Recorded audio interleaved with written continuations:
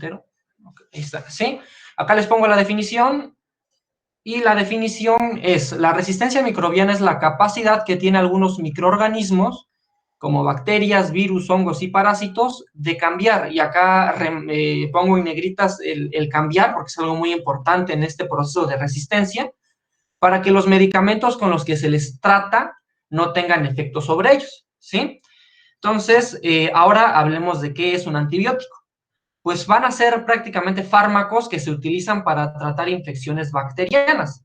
Es algo muy importante que los antibióticos solamente sirven para bacterias, ¿sí? De hecho, el empleo de antibióticos a infecciones víricas, pues es muy usual en aquella gente que no sabe el efecto del antibiótico, que solamente es específico para bacterias, y el uso inadecuado de antibióticos para infecciones víricas, contribuyen a este problema mundial de resistencia a antibióticos, ¿sí? Entonces, podemos decir que la resistencia a los antibióticos va a ser esa capacidad de ciertas bacterias de cambiar para que estos fármacos no tengan efectos sobre ellas, ¿sí? Y acá hay que vuelvo a remarcar eso, que el cambio se da en las bacterias, ¿sí? No en el antibiótico, ¿sí? El antibiótico sigue estando igual que hace muchos años. Acá el problema, el cambio se presenta en las bacterias. Y este cambio, leí que se le llama a esta nueva bacteria una superbacteria o una bacteria resistente a antibióticos, ¿bien? Y pues de manera rápida tenemos que hablar un poco, para esto que voy a hablar es una pequeña introducción sobre cómo ha surgido el problema de la resistencia a antibióticos a lo largo de los tiempos, ¿sí? Entonces, pues, esto ya lo hemos visto en nuestra clase de ecología. Sabemos que las bacterias son microorganismos que están prácticamente en todos lados, ¿sí? Si nos vamos por el tiempo, las bacterias han estado prácticamente desde el origen de la Tierra, ¿sí? O sea, han estado prácticamente hace millones de años presentes, son de los primeros seres vivos presentes en la Tierra, ¿sí? Y a pesar de que son muy simples, porque son simples, son células procariotas, organismos unicelulares, no tienen organelos, no tienen un núcleo bien delimitado, ¿sí? Un cromosoma muy sencillo, pues en abundancia su biomasa es mucho mayor que la de los animales y las plantas juntas, ¿sí? Entonces, pues prácticamente están en todos lados, en el piso, en la tierra, en el agua, en nuestra comida, en nuestra mesa, en nuestros objetos, incluso en nuestra piel, ¿sí?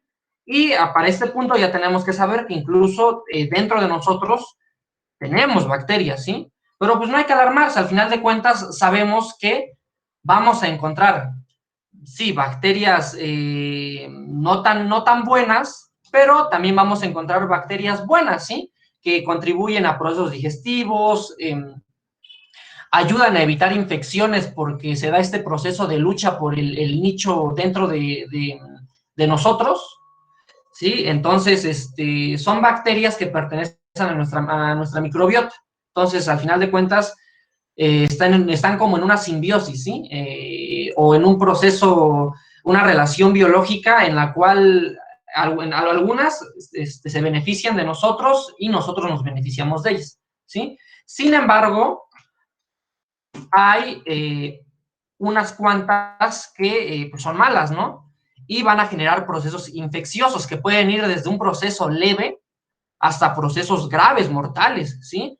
Por ejemplo, el estreptococo es el Piógenes, ¿sí? Una cepa produce fascitis necrosante, ¿sí? Que prácticamente destruye tejidos internos, tejidos subcutáneos, ¿sí? Entonces, pueden ir desde bacterias que nos generen algún proceso infeccioso o algún proceso cutáneo hasta una fascitis necrosante. Entonces, ¿qué pasa? En 1928, Alexander Fleming descubre el primer antibiótico. Esto fue un cambio totalmente, un descubrimiento histórico para la medicina, ¿sí? Marcó un antes y un después. Antes de Alexander Fleming, todas estas bacterias prácticamente eran mortales para el ser humano, ¿no? A pesar de que fueran leves, eran mortales para el ser humano, ¿sí? No había cómo tratarlas. Este cuate en 1928 descubre a la penicilina a través de un hongo, el moho de un hongo, ¿sí? ¿Qué pasa? Pues se va de vacaciones, deja un cultivo de un estafilococo. Creo que lo anoté, era un estafilococo. Eh, deje ver si lo tengo por acá anotado.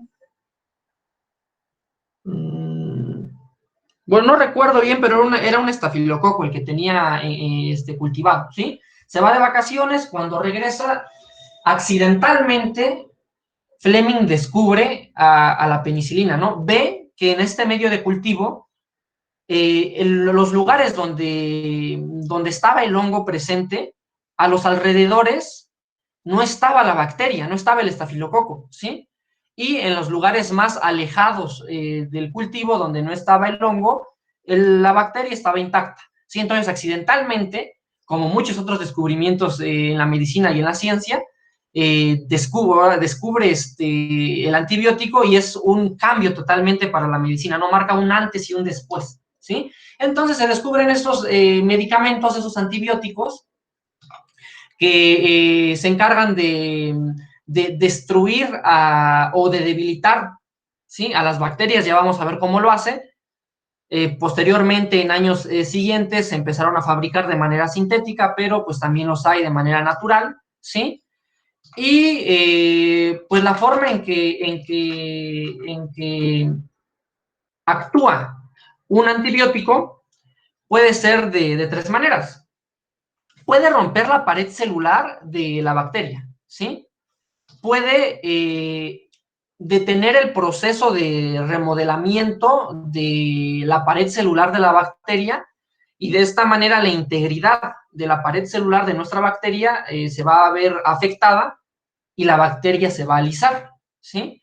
Y también puede interferir en el proceso de la síntesis de proteínas, ¿sí? Entonces, recordemos también que durante el curso la profesora, la doctora, nos ha hablado que prácticamente las proteínas son el centro de atención en la fiesta dentro de las células, ¿no?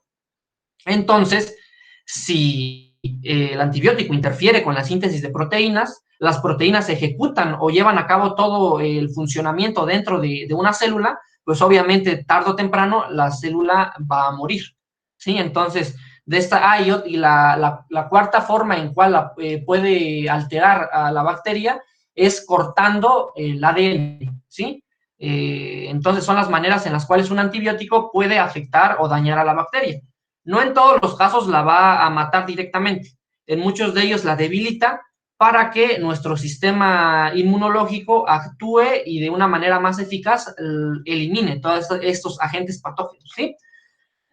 Entonces, ¿qué pasa? Llega una era dorada para los antibióticos, ¿sí? Se dice que de entre los años 50 a los 70, todo se quería curar con antibióticos. Es aquí a lo que quería llegar, es en este momento, ¿sí? Al que quería llegar para empezar a explicarles cómo es que va surgiendo este proceso de resistencia.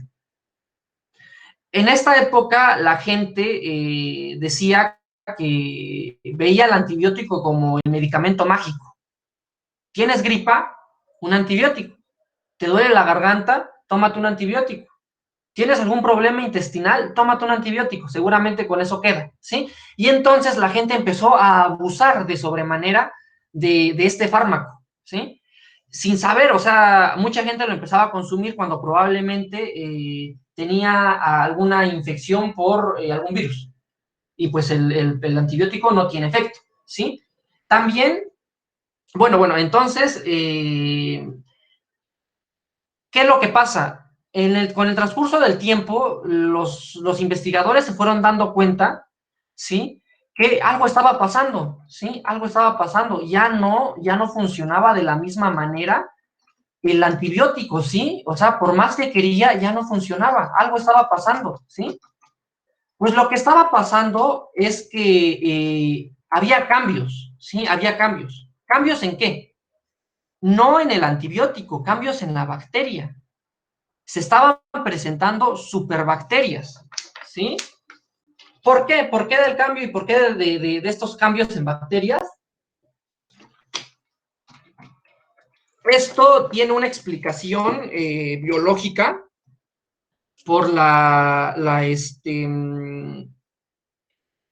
selección natural de Darwin, ¿sí? La bacteria, como cualquier otro organismo vivo, tiende a mutar, ¿sí? Tiende a tener estos procesos evolutivos de adaptación, de presentar al azar cada cierto tiempo mutaciones, ¿sí? Y nos dicen que a veces estas mutaciones son inútiles, ¿sí? No tienen ninguna función o son dañinas para la bacteria, ¿sí? Pero de vez en cuando, cada cierto tiempo y de manera aleatoria, la bacteria desarrolla una mutación que le brinda una ventaja, ciertas ventajas, ¿sí? Y de manera aleatoria a veces se llega a dar una mutación que le dé una ventaja de resistencia a un antibiótico, ¿sí? Entonces, ¿qué pasa? Pues cuando le da esa resistencia al antibiótico, pues obviamente el antibiótico ya no puede fungir de la misma manera. Eh, Acá más o menos explico cómo está la onda, y es que lo que pasa, o al menos lo que yo entendí, es que pues las bacterias, como cualquier otro organismo, están mutando, ¿sí? Constantemente, cada cierto tiempo, lo vuelvo a repetir, de manera aleatoria. Hay veces que esas mutaciones son insignificantes y hay veces que esas mutaciones son dañinas o rara vez son las ocasiones en las cuales las mutaciones le dan una ventaja, ¿sí? Ahora, ¿qué pasa con el antibiótico? ¿Sí? Lo que pasa, pues, es que en lugares estamos abusando del antibiótico, sí estamos abusando, tomándolo, y lo que hacemos muchas veces es eliminar a estas bacterias débiles, ¿sí? O sea, cuando tomamos el antibiótico, las bacterias susceptibles al antibiótico, sensibles al antibiótico, mueren. Sin embargo, se quedan las bacterias que sufrieron alguna mutación, ¿sí? Sufrieron alguna mutación. Si abusamos en exceso del antibiótico, esas bacterias se adaptan al medio, ¿sí? Y en el momento que estamos tome y tome antibióticos, eliminamos, les quitamos del camino a las bacterias débiles y obviamente, pues como las leyes de Darwin decían, pues la supervivencia del más apto, ¿no? Entonces esas bacterias son las más aptas para sobrevivir y por tal motivo se quedan presentes. Y son las que van a encargarse de transmitir la información genética, estos genes mutados que proporcionan resistencia a otras células, ¿sí? Entonces ya esto le corresponde a mi compañero Luis. Sí, gracias. Si en algún momento me dejo de escuchar bien, por favor, avísenme, porque mi conexión a internet no es muy estable. Bueno, en estas diapositivas se habla de las formas de transmitir los genes mutados, que como ya lo mencionó mi compañero. Y esto puede ser, pues, aparte de por reproducción, también puede ser por la liberación del ADN de bacterias al morir. Y en este caso, otras bacterias tomarían este material genético. También, bueno, en este proceso se determina o se menciona la transferencia horizontal, que es básicamente pues, la transferencia de genes de, de células que no son de la misma progenie. Y como siguiente mecanismo también se menciona la conjugación, en el que se conectan las bacterias a través de sus pilis para compartir estos genes mutados. Y pues así, en estos, bueno, aquí esta es como el principio de qué tanto tiempo nos queda como para que las bacterias generen superresistencia. Quiero resumir también antes como los mecanismos por los cuales se transfiere esta información, que es la transformación, la transducción, la transposición y la conjugación. La transformación, como ya lo mencioné, es la transferencia o incorporación del ADN procedente de la lisis de otras bacterias. La transducción la transferencia del ADN cromosómico mediante un bacteriófago y la transposición, movimiento de una sección del ADN, que sería en este caso un transposón, que puede contener estos genes de la resistencia, y la conjugación, que es el intercambio por una hebra sexual o por los pilis que ya mencioné. Bueno, ya, aquí. La pregunta es como el tiempo que nos queda para que esta progresión sea como ya incontrolable, ¿no? De las bacterias o de las superbacterias. Tenemos que ya existen bacterias superresistentes y pues no es como algo muy fuera de lo común. Y tenemos variantes de Staphylococcus aureus, que estos generan una amplia gama de infecciones. Y estos, al contener genes que les brindan esta resistencia microbiana, se vuelven cepas SALM, que este término se refiere a Staphylococcus aureus resistente a meticilina. Recordando que la meticilina es un antibiótico beta-lactámico de las penicilinas, y este antibiótico funciona inhibiendo la última etapa de la síntesis de la pared celular y posteriormente pues la lisis de la misma célula. Este mecanismo que tiene el Staphylococcus aureus para ser resistente es por el gen que sustituye la proteína PBP, que es Penicillin Binding Protein, o proteína ligada a la penicilina, a la que los beta-lactámicos se unen. Entonces, al no tener o al ser diferente esta proteína, pues ya no se pueden unir ya no se puede unir este medicamento, y así continúa la síntesis de la pared celular.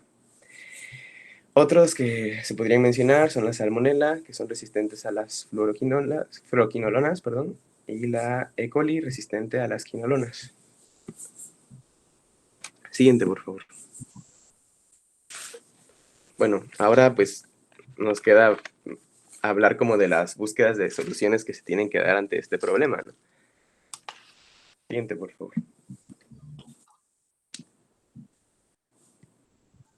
Bueno, aquí está como muy involucrada la OMS, en el que se establece como prioridad el desarrollo de nuevos tratamientos.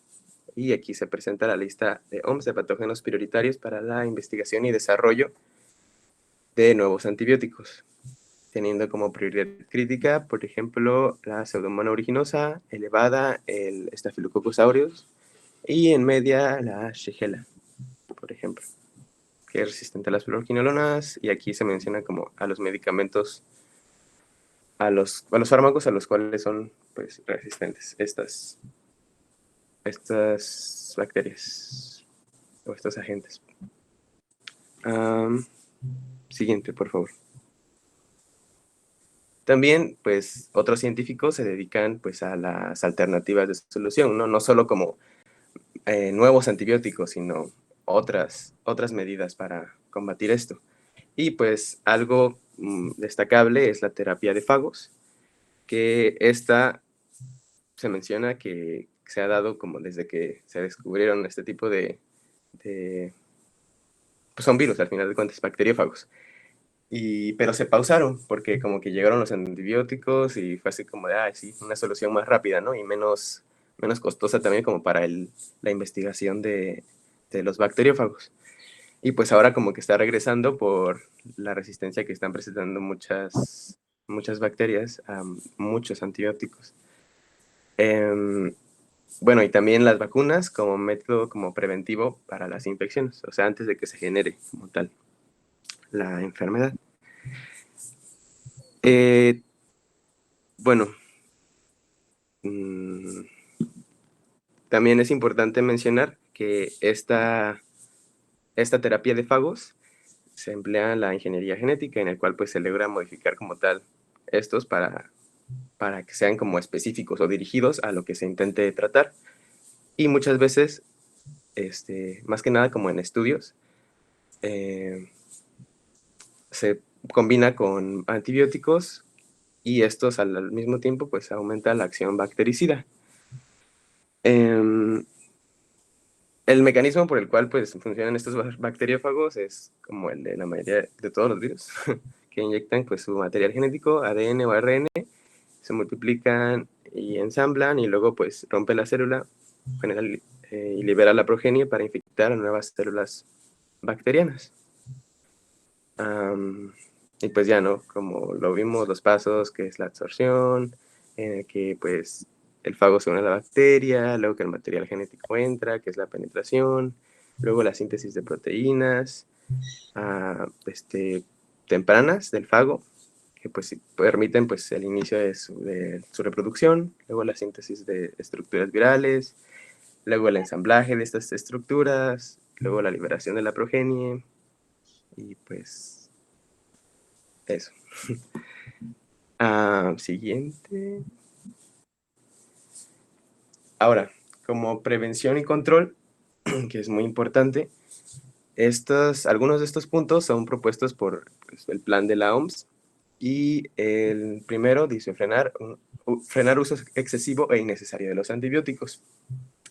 Eso es muy frecuente, como que mencionar que las personas de repente como mencionaba mi compañero, es como de, me duele la garganta, un antibiótico, y pues a veces, como las personas o los pacientes que estuvieron enfermos y les dieron un tratamiento, no llevan a cabo como el tratamiento completo, no se apegan al tratamiento, dejan antibióticos y es así como de que están disponibles, ¿no? Para los demás miembros de la familia, y como dicen, como de, le funcionó para tratar esto que tuvo, pues ya dicen, yo me lo voy a tomar, ¿no? Pero pues no existe esta conciencia en la población de el riesgo que tienen estos antibióticos. También cambiar las prácticas médicas para prevenir infecciones hospitalarias. Y esto es muy importante porque en los hospitales es donde se genera, pues más que nada, es un medio como ideal para que se genere este intercambio genético de las bacterias, para que se vuelvan súper resistentes. En mejorar la sensibilización y conocimientos en materia de resistencia a antibióticos. Esto pues es aplicado, sería aplicado a la sociedad. Reforzar la vigilancia e investigación y asegurar inversiones sostenibles para combatir el problema. Y creo que pues este es un tema que no está tan explícito en como medidas gubernamentales, en México por lo menos. Y pues así. Y muchas veces igual en la práctica médica es como de que, bueno, hay como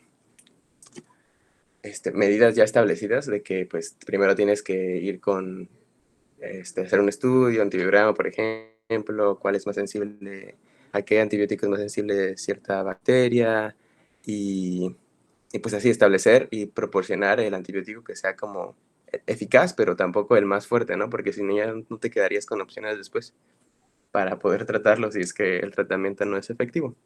Entonces, muchas veces se proporciona el más fuerte como para combatir o asegurar que el paciente se recupere, y pues esto no es para nada lo ideal. También otro punto que quiero mencionar es que esto de generar la resistencia microbiana no solo es en un ambiente o en el ámbito de los seres humanos o de la práctica médica en humanos, sino también en industrias alimentarias, en el que pues es más conveniente como tratar como con lo más fuerte a los animales y cerdos y así, que pues al final nosotros lo consumimos. Y pues así, la resistencia como tal, o los genes que proporcionan la resistencia, pues se podrían, por los mecanismos que ya mencionamos, pues al final de cuentas brindar esa resistencia a bacterias que nos afecten a nosotros, los seres humanos. Y pues es todo lo que tengo que mencionar. No sé si mi compañero quiere agregar algo más. No, pues ya sería todo, doctora. Nada más resaltar el hecho de que el problema reside en el mal uso de los antibióticos. Eh, ¿Cuál es la palabra? Se me fue. Facilitando, ¿no? Estamos haciendo que acelerando el proceso de resistencia ante los antibióticos, ¿sí? Y otra cosa que quiero mencionar es que el que se estén cada vez generando nuevos antibióticos es un signo, una señal de que se está generando nuevas bacterias resistentes a los antibióticos pasados, ¿sí? Entonces, si encontramos nuevos antibióticos, pues es un reflejo de que este problema va en aumento. Sería todo, doctor. Sí, muchas gracias. Un excelente trabajo, Gerardo. Y ¿dónde están los nombres? Porque aquí los tengo anotados. Luis. ¿Perdón? Es Luis. Noel. Y Luis Noel, ¿no? Gerardo y Noel, ¿no? Sí, doctor. Sí. Muchas gracias. Pues miren, me parece que bastante interesante. Espero que les haya servido un poco de esta información. Si ven, estamos, o sus compañeros lo mencionaron, y mi intención también fue tocar un poquito este tema, precisamente porque es uno de los problemas a nivel hospitalario o a nivel médico que es muy importante, pero por eso se ha volteado la mirada hacia estos fenómenos de resistencia, que si bien se pueden observar gracias a que las bacterias pueden desarrollar diversos mecanismos contra el efecto o el proceso que los antibióticos realizan dentro de la célula bacteriana. Bueno, las bacterias pueden modificar o cambiar los dianas o los sitios dianas o los sitios donde las bacterias van a tener su efecto. También pueden cambiar la forma o mediar de manera distinta la forma en que los antibióticos pueden entrar a la célula bacteriana, o pueden actuar, como sus compañeros mencionaron hace un momento, modificando de manera directa a los antibióticos. Es decir, las bacterias pueden adquirir diversos mecanismos que van desde regular la entrada del antibiótico a la célula bacteriana, cambiar la estructura o modificar de alguna manera la estructura del sitio donde la bacteria va a llevar a cabo su efecto, o donde el antibiótico va a llevar a cabo su efecto, o modificar directamente la estructura del antibiótico. Si ven, resulta, ay, perdón, este perrito está haciendo ruido. Si ven, resulta interesante cada uno de los mecanismos que estas...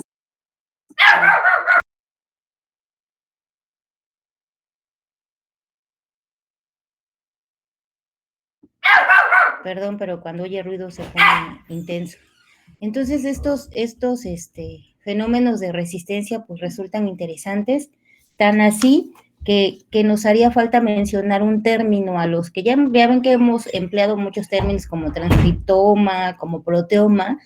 Pues ahora hay que adicionar un término a esta colección que tenemos, que sería el resistoma, ¿no? El resistoma, que sería la colección de todos aquellos genes que contribuyen de alguna manera, de manera directa o de manera indirecta, al desarrollo de la resistencia de las bacterias a los antibióticos. Entonces ya tenemos otro término, ¿no? Tenemos el transcriptoma, tenemos el proteoma y ahora tenemos el resistoma. Este resistoma, pues si ven, como mencionaron sus compañeros, pues está relacionado con estos fenómenos de resistencia y se generan, sí, por los tratamientos inadecuados, sí, porque los pacientes no terminan con los tratamientos, o los médicos lo indican cuando no es necesario el estudio, el uso de un antibiótico. Pero si hay algo interesante del resistoma, es que se han hecho estudios en microorganismos que están en sitios donde no hay contacto con antibióticos y no hay contacto con humanos. Y lo curioso que han encontrado en estas bacterias que han sido en estos sitios como cuevas o como abismos oceánicos, es que han observado genes de resistencia, o sea, que estos microorganismos son capaces de producir sustancias o algún mecanismo de resistencias a antibióticos. Entonces, esto de la resistencia, pues es un fenómeno natural que las bacterias pueden generar como parte de su inmunidad. Y si lo hacen de manera natural o como parte de sus procesos biológicos, pues al proporcionarle, como mencionaba Gerardo o Noel, no, si no recuerdo, el antibiótico de manera irracional o de manera innecesaria, lo que se está haciendo es favorecer que estas bacterias pues desarrollen diversos mecanismos, ¿no? Como ya mencioné, los mecanismos pueden ser distintos. Sí, pueden adquirir genes, los que ya aprendieron, los que no han aprendido, pueden adquirir la información de otras que ya aprendieron mediante estos fenómenos de transferencia genética que ya sus compañeros mencionaron. Pero las bacterias en sí mismas pueden aprender y desarrollar mecanismos que van a contrarrestar el efecto del antibiótico en la bacteria, ¿no? La idea de la bacteria es eliminar, perdón, la idea del uso del antibiótico es eliminar a las bacterias para controlar los procesos infecciosos, ¿no? Entonces, si los fenómenos de resistencia surgen de manera natural, como les comento, han hallado genes de resistencia a antibióticos en bacterias que no han tenido contacto con humanos y por lo tanto, obviamente, no han tenido contacto de manera directa con los diversos tratamientos de antibióticos que existen, y aún así desarrollan genes de resistencia, pues son fenómenos que pueden desarrollar de manera natural, ¿no? Entonces, esto es importante para tenerlo en consideración. Y es un mecanismo normal que las bacterias pueden llevar a cabo, pero que sí obviamente nos hacen la vida o los tratamientos más complicados, ¿no? Entonces, mañana continuamos con la reacción en cadena de la polimerasa y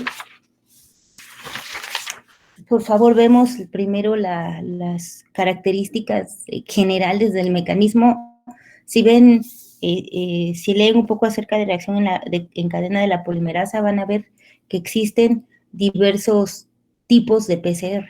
Entonces nos interesa el mecanismo general, ¿no? O sea, ¿cuál sería el mecanismo general de la reacción en cadena de la polimerasa? Los reactivos que se requieren, qué tipo de muestras se utilizan, que eso también yo pienso que eso es lo más importante para ustedes. ¿Qué muestras van a utilizar para hacer una PCR? ¿De dónde van a obtener la muestra? ¿Cuáles son los cuidados que deben de tener para obtener la muestra? Porque al final de cuentas, eso sí lo van a hacer ustedes, ¿no? O por lo menos van a tener que dar las indicaciones para